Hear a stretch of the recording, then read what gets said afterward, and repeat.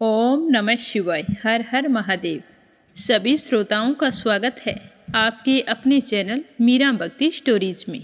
आज माघ मास के कृष्ण पक्ष की अष्टमी तिथि और बुधवार का दिन है, तो आप सभी की मंगल कामना के साथ सुनते हैं आज की कथा।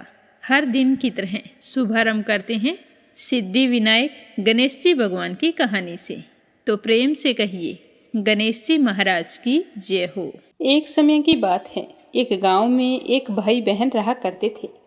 बहन का नियम था कि वह रोजाना अपने भाई के दर्शन करके उसी के बाद भोजन करती थी। तो इसी तरह दोनों भाई बहन बड़े हो गए और उनकी शादी कर दी गई।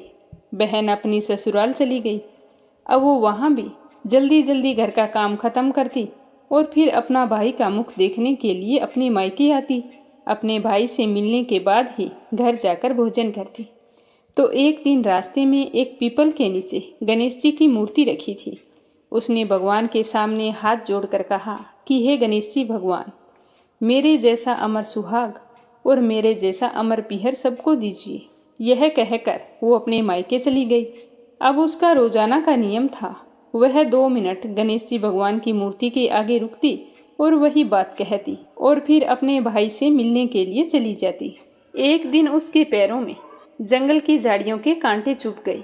जैसे ही वो अपने भाई के घर पहुंची और भाई का मुख देखकर बैठ गई, तब भाभी ने पूछा कि ननंद पैसा आपके पैरों में क्या हो गया। तो वह कहने लगी कि भाभी, रास्ते में जंगल की झाड़ियों के कांटे गिरे थे, वो मेरे पाँवों में चुभ गए। तो उसकी भाभी ने गर्म पानी लाकर उसके पैर धोए और फिर पट्टी बांध दी। चाय पानी पिलाया और कुछ देर बातचीत करके जब उसकी ननंद अपने घर चली गई, तो उसकी भाभी पीछे से कहने लगी कि आप किस तरह के भाई हैं। अपनी बहन के पैरों की तरफ देखा है, वो तो आपका मुख देखे बिना भोजन नहीं करती और आप अपनी बहन की तरफ ध्यान नहीं देते। देखा नहीं उसके पैरों में किस तरह से कांटे चुभे हुए थे। जाओ अभी के अभी रास्ता साफ करवा दो। तो यह सुनकर उसे बड़ा ही दुख हुआ कि मेरी बहन मेरा मुंह देखने के लिए यहाँ तक आती है और मैंने कभी भी ध्यान नहीं दिया कि वो किस तरह आती है, कितनी परेशान होती है। तो अपनी पत्नी को कहने लगा कि मैं अभी जाता हूँ और सारा रास्ता साफ करके आता हूँ। तो वह कुल्हाड़ी लेकर गया और सारी झाड़ियाँ काट कर रास्ता साफ कराया।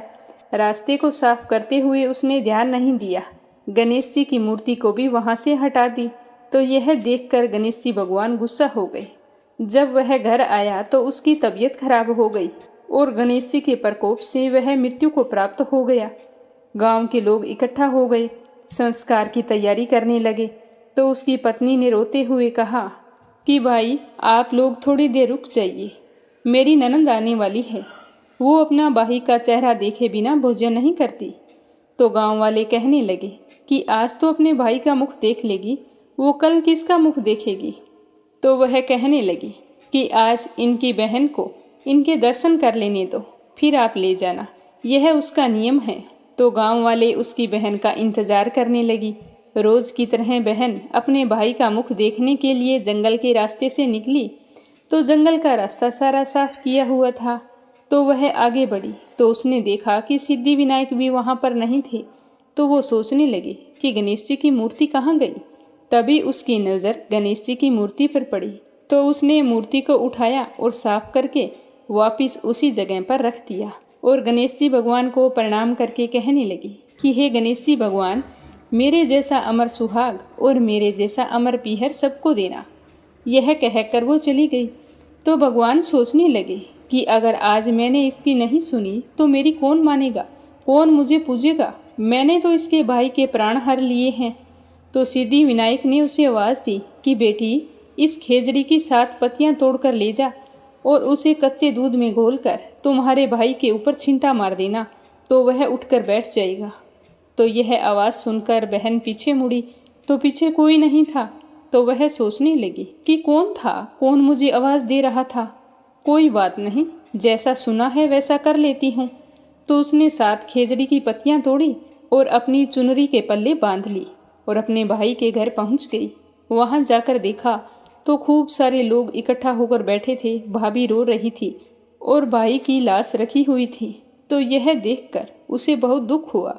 फिर उसे पतियों वाली बात याद आई तो जैसे उसने सुना था उसी तरह उसने दूध में उन पत्तियों को घोलकर अपने भाई के ऊपर छिंटा दिया। तो उसका भाई तो उठकर बैठ गया और कहने लगा कि बहन, आज तो मुझे बहुत गहरी नींद आई।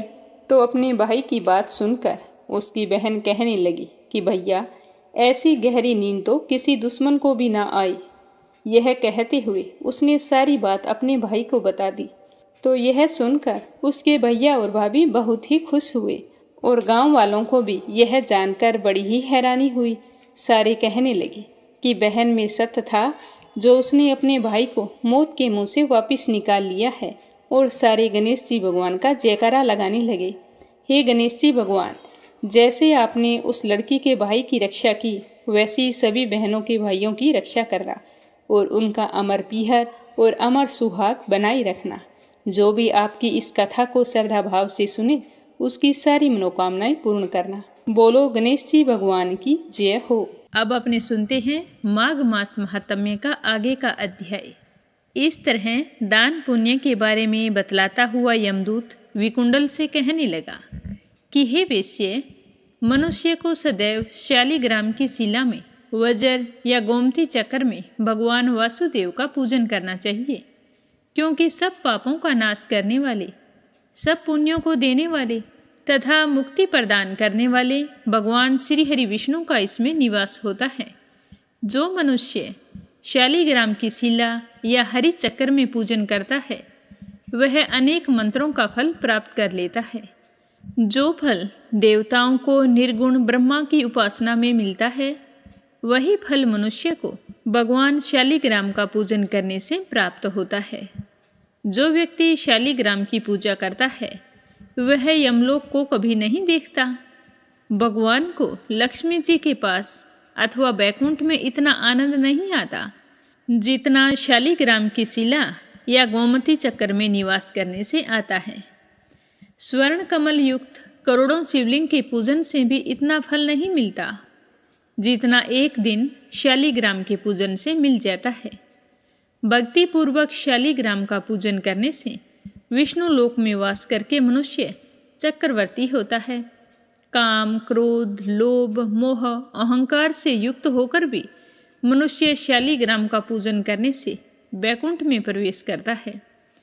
जो सदैव शालिग्राम का पूजन करते हैं, वह प्रलय काल तक स्वर्ग में वास करते हैं।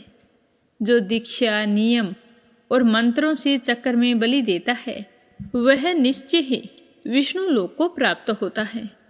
जो शालिग्राम के जल से अपने शरीर का अभिषेक करता है, वह मानो संपूर्ण तीर्थों में स्नान करता है। गंगा, रेवा, गोदावरी सबका जल शालिग्राम में वास करता है। जो मनुष्य शालिग्राम की शिला के सन्मुख अपने पिता का श्राद्ध करता है, तो उसके पितर कई कल्प तक स्वर्ग में वास करते हैं।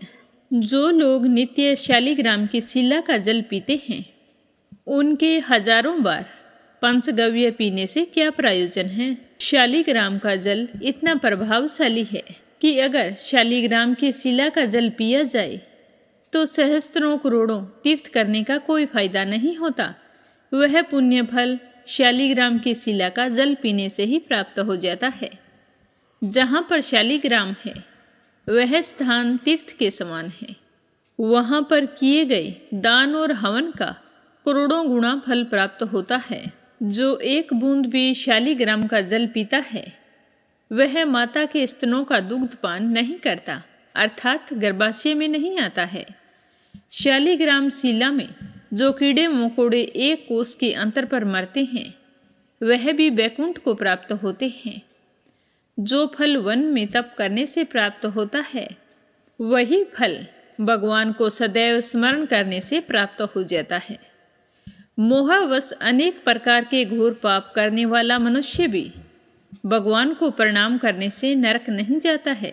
संसार में जितने भी तीर्थ और पुण्य स्थान हैं, भगवान के केवल नाम मात्र के कारण से प्राप्त हो जाते हैं।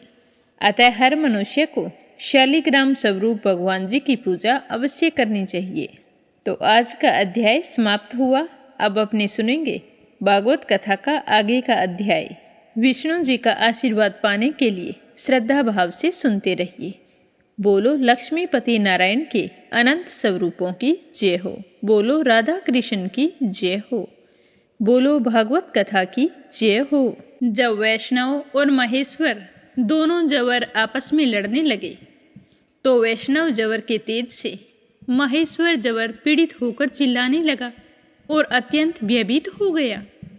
जब उसे अन्यत्र कहीं त्राण ना मिला तो वह अत्यंत नम्रता से हाथ जोड़कर शरण में लेने के लिए भगवान श्री कृष्ण की प्रार्थना करने लगा।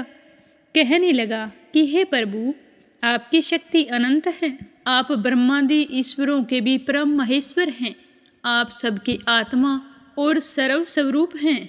आप आदित्य और केवल ज्ञान स्वरूप हैं।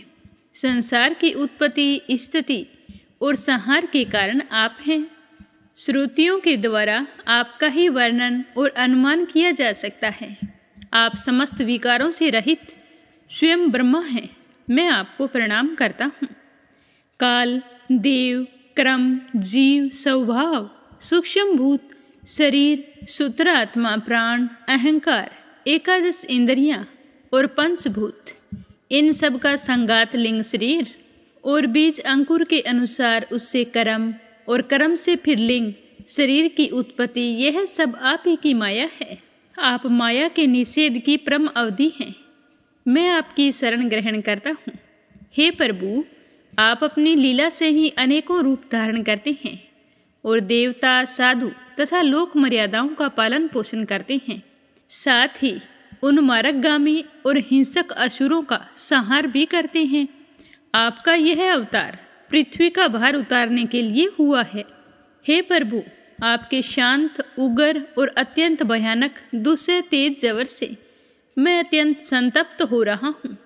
हे भगवान, देहधारी जीवों को भी तभी तक ताप संताप रहता है जब तक वे आशा के फंदों में फंसे रहने के कारण आपके चरण कमलों की शरण ग्रहण नहीं करते हैं। तो भगवान श्री कृष्ण ने कहा कि हे त्रिशरा, मैं तुम पर प्रसन्न हूँ। अब तुम मेरे जवर से निर्भय हो जाओ। संसार में जो कोई हम दोनों के संवाद का स्मरण करेगा उसे तुमसे कोई भी भय नहीं रहेगा। भगवान श्री कृष्ण के इस प्रकार कहने पर माहेश्वर जवर उन्हें प्रणाम करके चला गया। तब तक बाणासुर रथ पर सवार होकर भगवान श्री कृष्ण से युद्ध करने के लिए आ पहुंचा। इस तरह बताते हुए सुखदेव जी कहने लगे कि हे राजन, बाणासुर ने अपने 1000 हाथों में तरह तरह के हथियार ले रखे थे। वह अत्यंत क्रोध में भरकर चक्करपाणी भगवान पर बाणों की वर्षा करने लगा। जब भगवान श्री कृष्ण ने देखा कि बाणासुर ने तो बाणों की झड़ी लगा दी है, तब वे छुरे के समान तीखी धार वाले चक्कर से उसकी भुजाएं काटने लगे। ठीक उसी तरह जैसे किसी वृक्ष की छोटी छोटी डालियां काट रही हों। जब भक्त वत्सल भगवान शंकर ने देखा कि बाणासुर की भुजाएं कट रही हैं, तब वे भगवान चक्रधारी श्री कृष्ण के सामने आए और उनकी स्तुति करने लगे। भगवान शंकर ने कहा कि हे प्रभु, आप वेद मंत्रों में तात्पर्य रूप से छिपे हुए परम ज्योति स्वरूप पर ब्रह्मा हैं। शुद्ध हृदय महात्मनगण आपके आकाश के समान सर्वव्यापक और निर्विकार स्वरूप का साक्षात्कार करते हैं। आकाश आपकी नाभि है, अग्निमुख है और जल वीर्य है। स्वर्ग सिर है, दिशाएं कान और पृथ्वी चरण है। चंद्रमा मन, सूर्य नेत्र और मैं शिव आपका अहंकार हूँ। समुद्र आपका पेट है, इंद्र भुजा है। धान्य आदि औषधियाँ रोम हैं। मेघ केश हैं और ब्रह्मा बुद्धि हैं। प्रजापति लिंग हैं और धर्म हृदय हैं। इस प्रकार समस्त लोक और लोकांतरों के साथ जिसके शरीर की तुलना की जाती है, वे परम पुरुष सिर्फ आप ही तो हैं। अखंड ज्योति स्वरूप परमात्मन, आपका यह अवतार धर्म की रक्षा और संसार के अभ्युदय अभिवृद्धि के लिए हुआ है। हम सब भी आपके प्रभाव से ही प्रभावित होकर सातों भुवनों का पालन करते रहते हैं। आप सजातीय, विजातीय और स्वगत भेद से रहित हैं। एक और अद्वितीय आदि पुरुष हैं। मायाकृत जागृत, स्वपन और सुबुप्ति इन 3 अवस्थाओं में अनुगत और उनसे अतीत तुरीय तत्व भी आप ही हैं। आप किसी दूसरी वस्तु के द्वारा प्रकाशित नहीं होते, स्वयं प्रकाशमान हैं। आप सबके कारण हैं, परंतु हे प्रभु, आपका ना तो कोई कारण है और न ही आप में कारणपना ही है। हे भगवान, ऐसा होने पर भी आप तीनों गुणों की विभिन्न विषमताओं को प्रकाशित करने के लिए अपनी माया से देवता, पशु, पक्षी, मनुष्य आदि शरीरों के अनुसार भिन्न भिन्न रूपों में प्रतीत होते हैं।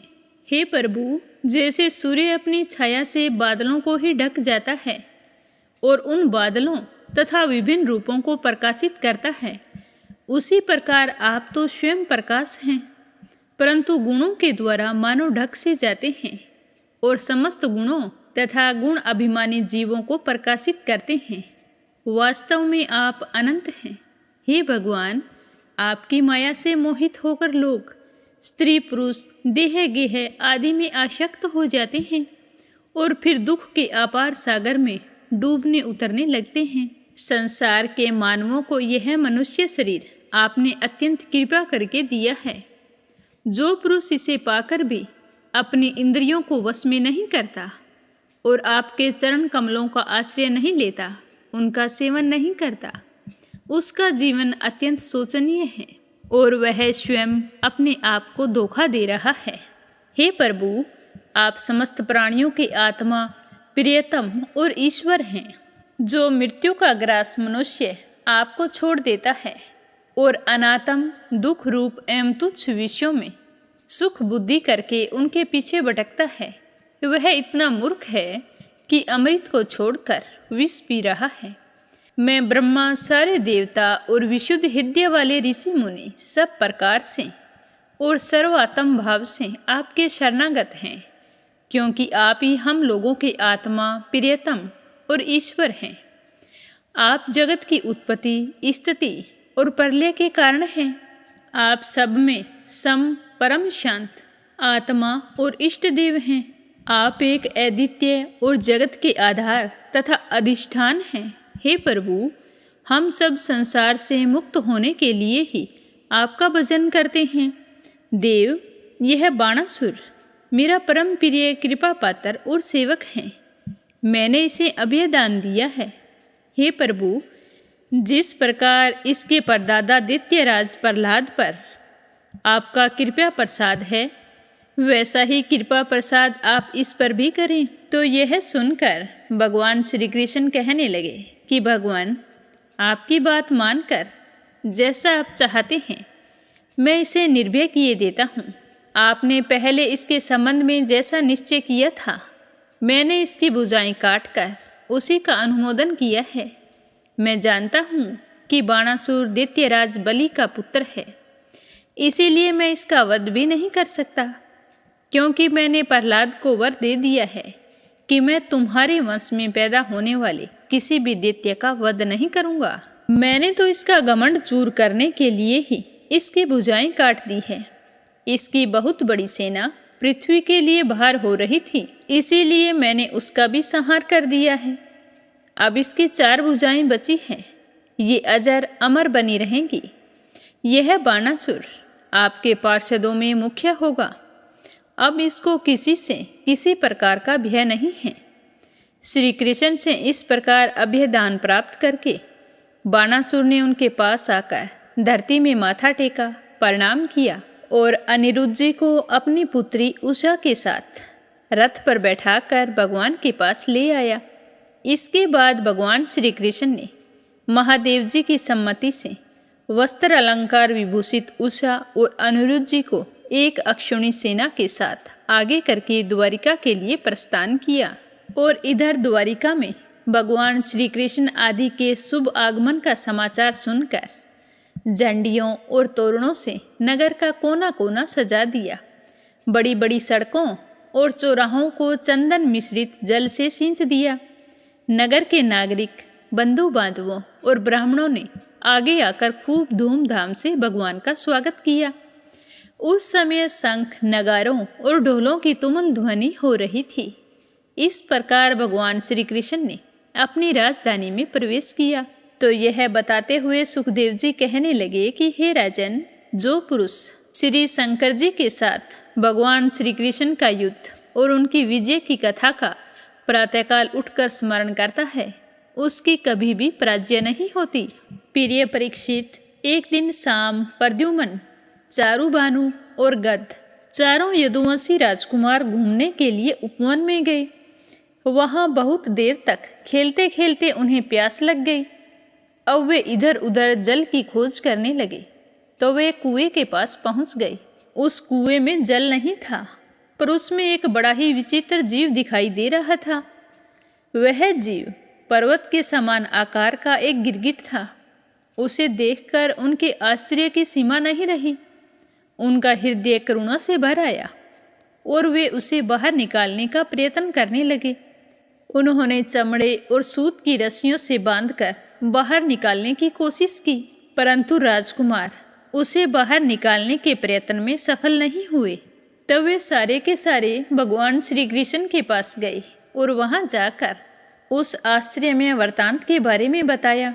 तो राजकुमारों की बात सुनकर जगत के जीवनदाता कमल नयन भगवान श्री कृष्ण उस कुएं के पास आए और उसे देखकर उन्होंने बाएं हाथ से खेल खेल में अनायास ही उसे बाहर निकाल दिया।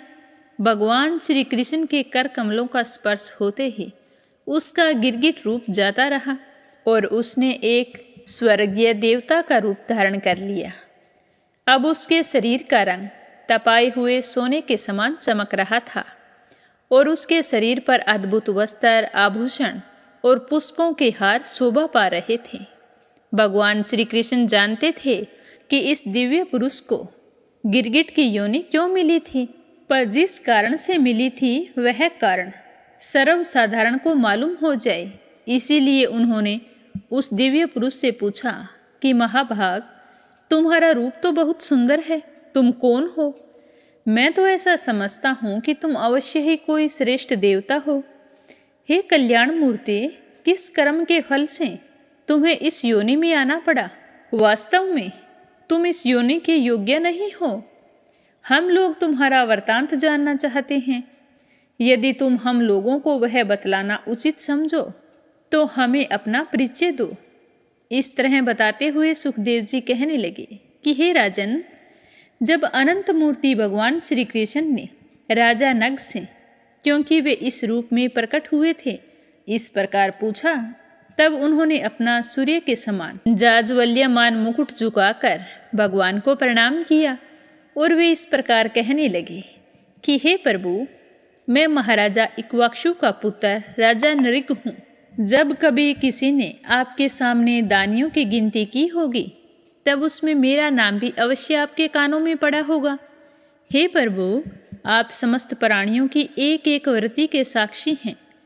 भूत और भविष्य का व्यवधान भी आपके अखंड ज्ञान में किसी प्रकार की बाधा नहीं डाल सकता, अतः आपसे क्या छिपा है। फिर भी मैं आपकी आज्ञा का पालन करने के लिए सब कुछ बताता हूँ। हे भगवान, पृथ्वी में जितने धूल के कण हैं, आकाश में जितने तारे हैं और वर्षा में जितनी जल की धाराएं गिरती हैं, मैंने उतनी ही गौएं दान की थी।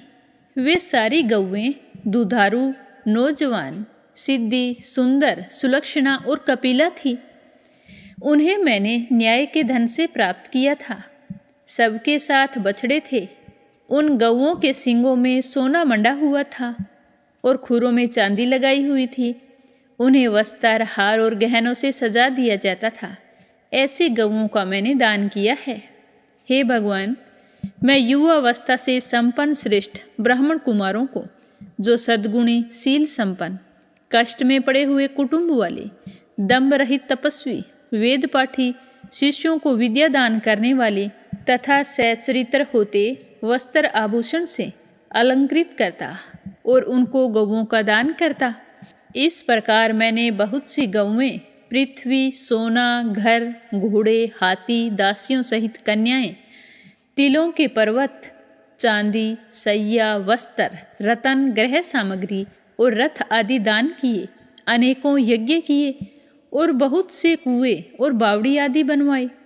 एक दिन किसी दान ना लेने वाले तपस्वी ब्राह्मण की एक गाय बिछुड़कर मेरी गौओं में आ मिली और मुझे इस बात का बिल्कुल भी पता नहीं था। इसीलिए अनजाने में मैंने उस गाय को किसी दूसरे ब्राह्मण को दान कर दिया। जब उस गाय को वो ब्राह्मण लेकर चले तब उस गाय के असली स्वामी ने कहा कि यह गऊ मेरी है। दान ले जाने वाले ब्राह्मण ने कहा कि यह गाय तो मेरी है, क्योंकि राजा नरिग ने मुझे इसका दान किया है। तो इस तरह वो दोनों ब्राह्मण आपस में लड़ने लगे और लड़ते झगड़ते अपनी अपनी बात सच्ची करने के लिए मेरे पास आ गए। एक ने कहा कि यह गाय अभी अभी आपने मुझे दी है, और दूसरे ने कहा कि यदि ऐसी बात है तो तुमने मेरी गाय चुरा ली है। तो हे भगवान, उन दोनों ब्राह्मणों की बात सुनकर मेरा चित्त भ्रमित हो गया। मैंने धर्म संकट में पड़कर उन दोनों से बड़ी अनुन्य विनय की और कहा कि मैं बदले में 1,00,000 उत्तम गौएं दूंगा। आप लोग मुझे यह गाय दे दीजिए। मैं आप लोगों का सेवक हूँ। मुझसे अनजाने में यह अपराध हो गया है। मुझ पर आप लोग कृपा कीजिए और मुझे इस घोर कष्ट से तथा नरक से गिरने से बचा लीजिए। पर जो गाय का असली स्वामी था उसने कहा कि राजन, मैं इसके बदले कुछ नहीं लूँगा। यह कहकर वो चला गया। और दूसरा, जिसे राजा ने गौदान की थी, उसने कहा कि राजन, अगर तुम इस गाय के बदले में मुझे 1,00,000 ही नहीं, अगर 10,000 गौएं और दो तो भी मैं लेने वाला नहीं हूँ। इस प्रकार कहकर दूसरा ब्राह्मण भी चला गया। देवादिदेव जगदीश्वर, इसके बाद आयु समाप्त होने पर यमराज के दूत आए और मुझे यमपुरी ले गए। वहाँ यमराज ने मुझसे पूछा कि राजन, तुम पहले अपने पाप का फल भोगना चाहते हो या पुण्य का? तुम्हारे दान और धर्म के फलस्वरूप तुम्हें ऐसा तेजस्वी लोक प्राप्त होने वाला है जिसकी कोई सीमा नहीं है। तो हे भगवान, मैंने यमराज से कहा कि देव, पहले मैं अपने पाप का फल भोगना चाहता हूँ। और उसी क्षण यमराज ने कहा कि तुम गिर जाओ। उनके ऐसा कहते ही मैं वहाँ से गिरा और गिरते समय मैंने देखा कि मैं गिरगिट बन गया हूँ।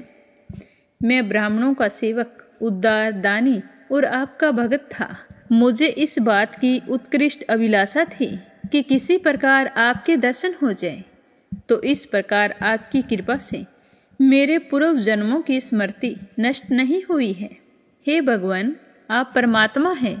बड़े बड़े शुद्ध हृदय योगीश्वर उपनिषदों की दृष्टि से अपने हृदय में आपका ध्यान करते रहते हैं। इंद्रियातीत परमात्मन, साक्षात आप मेरे नेत्रों के सामने कैसे आ गए? क्योंकि मैं तो अनेक प्रकार के व्यसनों, दुखद कर्मों में फंसकर अंधा हो रहा था। आपका दर्शन तो तब होता है जब संसार के चक्कर से छूटकर मिलने का समय आ जाता है। देवताओं के भी आराध्य देव पुरुषोत्तम गोविंद, आप ही व्यक्त और अव्यक्त जगत तथा जीवों के स्वामी हैं। अविनाशी अच्युत, आपकी कीर्ति पवित्र है। अंतर्यामी नारायण, आप ही समस्त वृत्तियों और इंद्रियों के स्वामी हैं। हे प्रभु श्री कृष्ण, मैं अब देवताओं के लोक में जा रहा हूँ। आप मुझे आज्ञा दीजिए। आप मुझ पर ऐसी कृपा कीजिए कि मैं चाहे कहीं भी रहूं, मेरा चित्त सदा आपके चरण कमलों में लगा रहे। आप समस्त कार्यों और कारणों के रूप में विद्यमान हैं।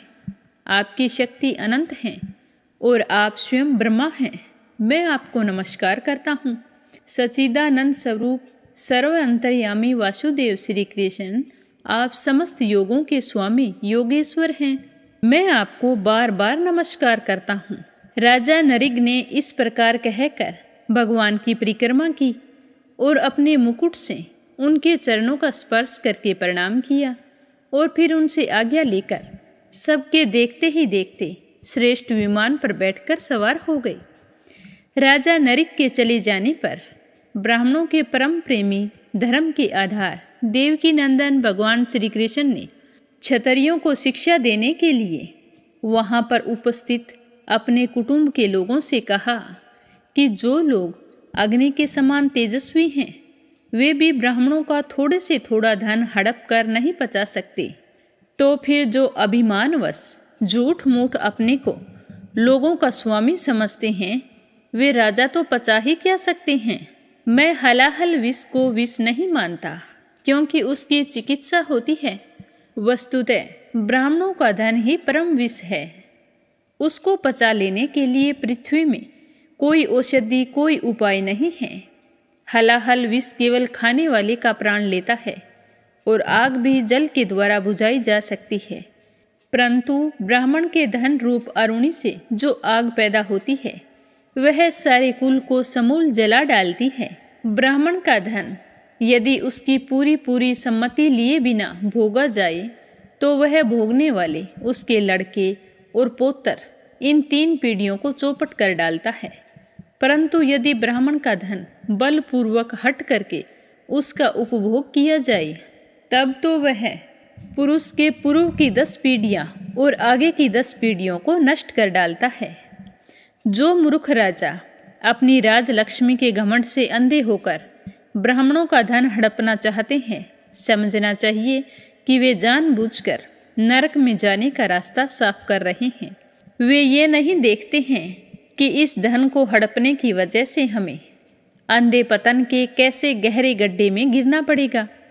जिनका उदार हृदय और कुटुंबी ब्राह्मणों की वृत्ति छीन ली जाती है, उनके रोने पर उनके आंसुओं की बूंदों से धरती के जितने धूल कण भीगते हैं, उतने ही वर्षों तक ब्राह्मण के सतत्व को छीनने वाले उस राजा और उसके वंशजों को कुंभीपाक नरक में दुख भोगना पड़ता है। जो मनुष्य अपने या दूसरों की दी हुई ब्राह्मणों की वृत्ति उनकी जीविका के साधन छीन लेते हैं, वे 60,000 वर्ष तक विष्ठा के कीड़े होते हैं। इसीलिए मैं तो यही चाहता हूँ कि ब्राह्मणों का धन कभी भूल से भी मेरे कोष में न आए, क्योंकि जो लोग ब्राह्मणों के धन की इच्छा भी करते हैं, उसे छीनने की बात तो अलग रही, वे इस जन्म में अल्पायु, स्त्रियों से पराजित और राज्य भ्रष्ट हो जाते हैं, और मृत्यु के बाद वे दूसरों को कष्ट देने वाले सांप ही होते हैं। इसीलिए मेरे आत्मियों, यदि ब्राह्मण अपराध करे तो भी उससे द्वेष मत करो। अगर वह तुम्हें मारे या बहुत सी गालियाँ या श्राप क्यों ना दे दे, पर तुम लोग सदा उसे नमस्कार ही करो। जिस प्रकार मैं बड़ी सावधानी से तीनों समय ब्राह्मणों को प्रणाम करता हूँ, वैसे ही तुम लोग भी किया करो। जो मेरी इस आज्ञा का उल्लंघन करेगा, उसे मैं कभी भी क्षमा नहीं करूँगा और दंड दूंगा। यदि ब्राह्मण के धन का अपहरण हो जाए, तो वह अपहरण किया हुआ धन उस अपहरण करने वाले को अनजाने में उसके द्वारा यह अपराध हुआ हो तो भी अंधे पतन के खड्डे में डाल देता है। जिस प्रकार राजा नरिक ने अनजाने में उस गाय को लेकर आगे दान में दे दी थी, फिर देखो उसे किस तरह का नरक मिला था। इसीलिए ब्राह्मण के धन से जाने अनजाने दूर ही रहना चाहिए और ब्राह्मण को हमेशा नमस्कार करते रहना चाहिए। इस तरह बताते हुए सुखदेव जी कहने लगे कि हे राजन, समस्त लोगों को पवित्र करने वाले भगवान श्री कृष्ण द्वारका वासियों को इस प्रकार उपदेश देकर वहाँ से अपने महल में चले गए। इस तरह कहते हुए सुखदेव जी बताने लगे कि हे राजन, उन दिनों भगवान बलराम जी के मन में वृज के नंद बाबा आदि स्वजन संबंधियों से मिलने की बड़ी ही इच्छा और उत्कंठा हुई, तो वे रथ पर सवार होकर द्वारिका से नंद बाबा के वृज में आ गई। इधर उनके लिए वृजवासी गोप और गोपियाँ बहुत दिनों से उत्कंठित थे। उन्हें अपने बीच में पाकर सब बहुत ही खुश हुए और सबने बड़े प्रेम से उन्हें गले लगाया। बलराम जी ने माता यशोदा और नंद बाबा को प्रणाम किया। उन लोगों ने भी बलराम जी को आशीर्वाद देकर अभिनंदन करते हुए कहा कि बलराम जी, तुम जगदीश्वर हो। अपने छोटे भाई श्री कृष्ण के साथ सर्वदा हमारी रक्षा करते रहो। उनको गोद में ले लिया और अपने प्रेम के आंसुओं से उन्हें भिगो दिया। इसके बाद बड़े बड़े गोपों को बलराम जी ने और छोटे छोटे गोपों ने बलराम जी को नमस्कार किया। वे अपनी आयु, मेल जोल और संबंध के अनुसार सबसे मिले जुले। ग्वाल वालों के पास जाकर किसी से हाथ मिलाया, किसी से मीठी मीठी बातें की, और किसी को खूब हंस हंस कर गले लगाया। इसके बाद जब बलराम जी की थकावट दूर हो गई तो वे आराम से बैठ गए। तब सारे ग्वाले उनके पास आए। इन ग्वालों ने कमल नयन भगवान श्री कृष्ण के लिए समस्त भोग, स्वर्ग और मोक्ष तक त्याग रखा था। बलराम जी ने जब उनके और उनके घर वालों के संबंध में कुशल प्रश्न किया तब उन्होंने प्रेम गदगद वाणी से उनसे सवाल किया कि बलराम जी, वासुदेव आदि हमारे सब भाई बंधु सकुशल हैं। आप लोग स्त्री पुरुष आदि के साथ रहते हैं। आपके भी बच्चे हो गए हैं। क्या कभी आप लोगों को हमारी याद आती है? यह बड़ी सौभाग्य की बात है कि पापी कंस को आप लोगों ने मार डाला और अपने संबंधियों को बड़े कष्ट से बचा लिया। यह भी कम आनंद की बात नहीं है कि आप लोगों ने और भी बहुत सारे शत्रुओं को मार डाला या जीत लिया और अब अत्यंत सुरक्षित दुर्ग में आप लोग निवास करते हैं। इस तरह बताते हुए सुखदेव जी कहने लगे कि हे राजन, भगवान बलराम जी के दर्शन से, उनकी प्रेम भरी चितवन से गोपियां निहाल हो गई। उन्होंने हंसकर पूछा कि क्यों बलराम जी, नगर नारियों के प्राण वल्लभ श्री कृष्ण अब तो सकुशल होंगे। क्या कभी उन्हें अपने भाई बंधु और माता पिता की याद भी आती है? क्या वे कभी अपनी माता के दर्शन के लिए एक बार भी यहाँ आ सकेंगे? क्या महाबाहु श्री कृष्ण कभी हम लोगों की सेवा का भी कुछ स्मरण करते हैं या हमें भूल गए हैं? आप जानते हैं कि स्वजन संबंधियों को छोड़ना बहुत ही कठिन है। फिर भी हमने उनके लिए माँ बाप, भाई बंधु, पति पुत्र और बहन बेटियों को भी छोड़ दिया। परंतु प्रभु, वे तो हमारे सौहार्द और प्रेम का बंधन काटकर हमसे नाता तोड़कर परदेश चले गए। हम लोगों को बिल्कुल अकेला छोड़ दिया। हम चाहती तो उन्हें रोक लेती, परंतु जब वे कहते हैं कि हम तुम्हारे ऋणी हैं, तुम्हारे उपकार का बदला कभी नहीं चुका सकते, तब ऐसी कौन सी स्त्री होगी जो उनकी मीठी मीठी बातों पर विश्वास ना करे। तभी एक गोपी कहने लगी कि बलराम जी, हम तो गांव की गंवार ग्वालिन ठहरी, उनकी बातों में आ गई। परंतु नगर की स्त्रियां तो बड़ी चतुर होती है। भला वे चंचल और कृतघ्न श्री कृष्ण की बातों में क्यों फंसने लगी? उन्हें तो श्री कृष्ण चाहकर भी नहीं फंसा पाए होंगे। तभी दूसरी गोपी कहने लगी कि नहीं सखी, श्री कृष्ण बातें बनाने में तो एक ही हैं। ऐसी रंग बिरंगी मीठी मीठी बातें गढ़ते हैं कि क्या कहना।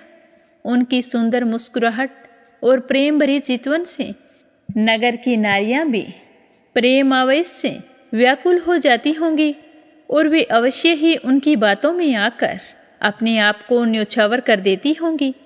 तभी तीसरी गोपी कहने लगी कि अरे गोपियों, हम लोगों को उनकी बातों से क्या मतलब? यदि समय ही काटना है तो कोई दूसरी बात करो। यदि उस निठुर का समय हमारे बिना बीत जाता है तो हमारा भी उसी की तरह भले ही दुख से क्यों ना कटे, कट ही जाएगा। अब गोपियों के भाव नेत्रों के सामने भगवान श्री कृष्ण की हंसी, प्रेम भरी बातें, चारु चितवन, अनूठी चाल और प्रेम आलिंगन आदि मूर्तिमान होकर नाचने लगे।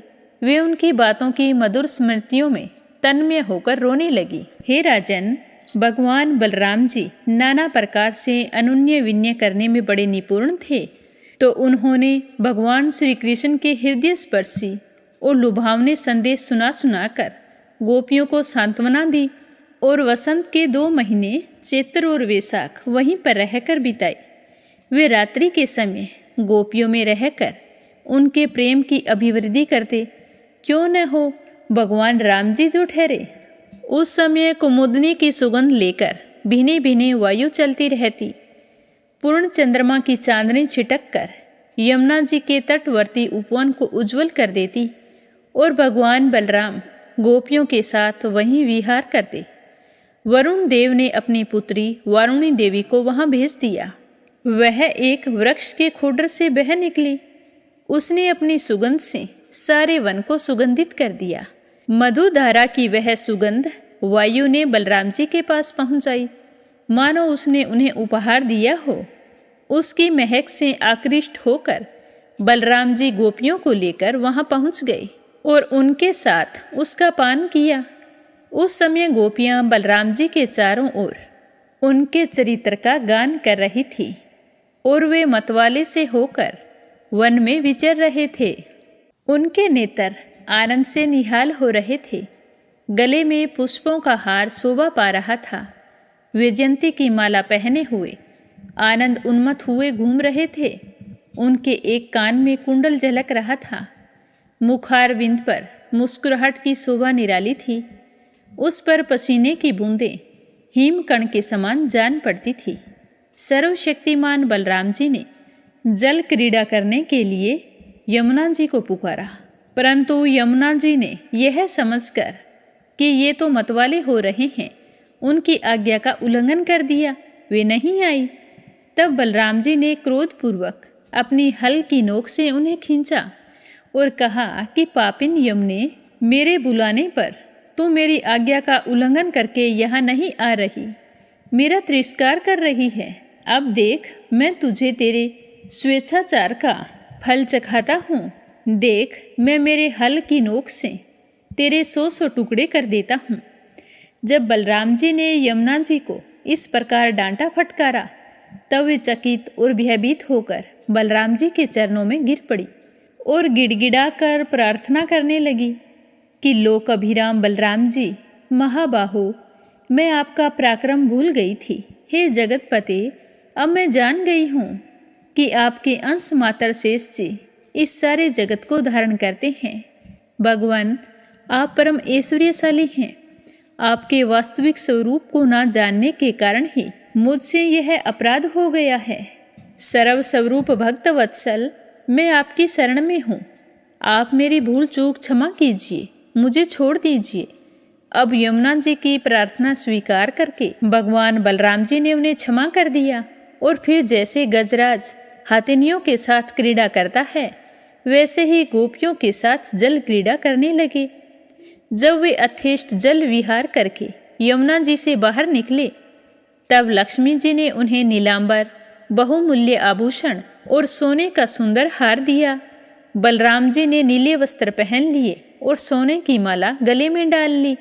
वे अंगराग लगाकर सुंदर भूषणों से विभूषित होकर इस प्रकार शोभायमान हुए मानो इंद्र का श्वेत वर्ण ऐरावत हाथी हो। इस तरह बताते हुए सुखदेव जी कहने लगे कि हे राजन, यमुना जी अब भी बलराम जी के खींचे हुए मार्ग से बहती है और वे ऐसे जान पड़ती है मानो अनंत शक्ति भगवान बलराम जी का यश गान कर रही हो। बलराम जी का चित्त वृजवासिन गोपियों के माधुर्य से इस प्रकार मुग्ध हो गया कि उन्हें समय का ध्यान ही नहीं रहा। बहुत सी रात्रियां एक रात के समान व्यतीत हो गई और इस प्रकार बलराम जी वृज में विहार करते रहे। बोलो भागवत कथा की जय हो। बोलो श्री हरि विष्णु भगवान के अनंत स्वरूपों की जय हो। आज की भागवत कथा को यहीं पर विराम देते हैं। आगे क्या हुआ यह सुनेंगे कल के अध्याय में। भगवान श्री हरि विष्णु आपकी सारी मनोकामनाएं पूर्ण करें।